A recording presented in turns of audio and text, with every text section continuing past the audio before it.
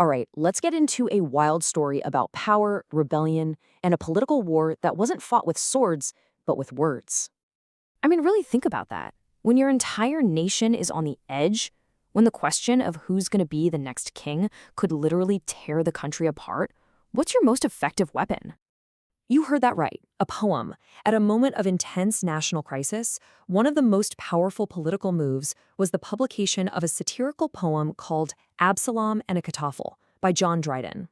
So, to really get why a poem could be such a big deal, we've got to travel back in time. We need to see the world it was born into, an England that was, and I'm not exaggerating here, teetering on the brink of total chaos. It all kicks off in 1678 with this thing called the Popish Plot. Now, you have to understand, this was a completely fake conspiracy theory. The rumor was that Catholics were secretly planning to assassinate the king. Total nonsense, but it spread like wildfire. It created this huge nationwide panic, this wave of anti-Catholic hysteria. And that fear became the fuel for a massive political firestorm that we now call the Exclusion Crisis. And at the absolute center of this crisis was one big question. Who is going to be the next king? See, the current king, Charles II, didn't have any legitimate kids with his wife, so by law, the throne was supposed to go to his brother, James. But there was this one massive problem that threatened to rip the country in two.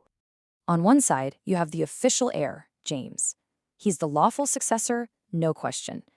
But, and it's a huge but, he's a Catholic. And in Protestant England at the time, that was a total deal breaker for a whole lot of people. They were terrified of a Catholic monarch. So they started looking for another option, and they found one in the king's illegitimate son, the Duke of Monmouth. He was handsome, super popular, and most importantly, he was a Protestant. So you've got this epic showdown, the lawful Catholic heir versus the popular Protestant favorite. The kingdom was completely split. So right into the middle of this political tinderbox walks our guy, the poet John Dryden. Now, Dryden was on the king's side. He believed in the lawful succession. But instead of writing some dry political essay, he decided to forge a weapon out of poetry. So the first tool in his kit was something called verse satire. And this isn't just, calling people names in rhyme. It's a real art form. It's about criticizing your enemies with this incredible elegance and wit. It let Dryden land these really sharp, targeted blows, making his opponents look both ridiculous and dangerous, all while he sounded like the most sophisticated guy in the room. His second tool was even more brilliant. Allegory. See, Dryden couldn't just come out and directly attack these super powerful politicians. I mean, that's how you end up in the Tower of London charged with treason. So he disguised his entire political argument as a retelling of a famous story from the Bible. It was basically a secret code that every educated person at the time would have immediately understood. And he wrapped this whole thing up in a really powerful form. He used these rhyming pairs of lines called heroic couplets. That steady rhythm and rhyme gave his arguments this feeling of weight, of seriousness. It made his political attacks sound elegant and, crucially, really, really memorable. They just stick in your head. All right, so let's do it. Let's crack that code. Who are these biblical figures really supposed to be? Because this is where the poem goes from just being clever to being a masterful piece of political propaganda. Okay, so Dryden casts King Charles II as the wise, patient King David from the Bible. Then you've got the super popular Duke of Monmouth. He becomes Absalom, David's handsome, beloved son, who gets tragically talked into rebelling against his own father. And the real villain of the story? That's the Earl of Shaftesbury, the leader of the opposition party. He gets cast as Achitophel, the wicked, cunning advisor who's whispering poison right into Absalom's ear. And you can see the genius of Dryden's strategy in these portrayals, right? He paints the king as this forgiving, almost godlike figure. He makes Monmouth, the challenger, seem like a good kid who's just, fallen in with the wrong crowd. And why does he do that? Because it allows him to focus all of his firepower on one person, Achitophel, aka Shaftesbury. He paints him as this master manipulator who's preying on the fears of the nation for his own personal gain. Okay, so let's zoom in a bit. How does this attack actually work on the page? Because Dryden isn't just flinging mud. He's dissecting his rivals with the precision of a surgeon, and he does it using some of the most famous lines in all of English poetry. Take this couplet. This is his description of Achitophel, of Shaftesbury. Great wits are sure to madness near allied, and thin partitions do their bounds divide.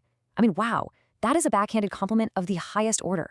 He's basically saying, oh yeah, you're brilliant, but you're also completely unhinged. You're just one tiny step away from pure madness. It's an absolutely devastating political takedown that has lasted for centuries.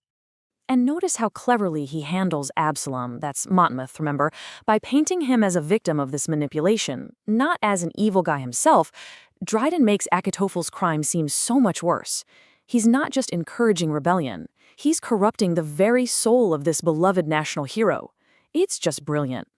So, okay, a 300-year-old political poem. It's fascinating, but why does it still matter today? Well, because what started out as a poetic argument, as propaganda, it turned into a chillingly accurate prophecy. In the poem, Dryden lays it all out. He warns that Absalom's path, challenging the rightful king, can only end in disaster. He was basically predicting that Monmouth's ambition, which was being fanned into a flame by these political operators, would lead directly to his own destruction. And sure enough, just 4 years later, that is exactly what happened. After King Charles II died, Monmouth was talked into leading a rebellion to try and seize the throne for himself. The rebellion was crushed, and the charismatic Duke, Dryden's Absalom, was captured and executed for treason. The poem's warning? It became a bloody, tragic reality.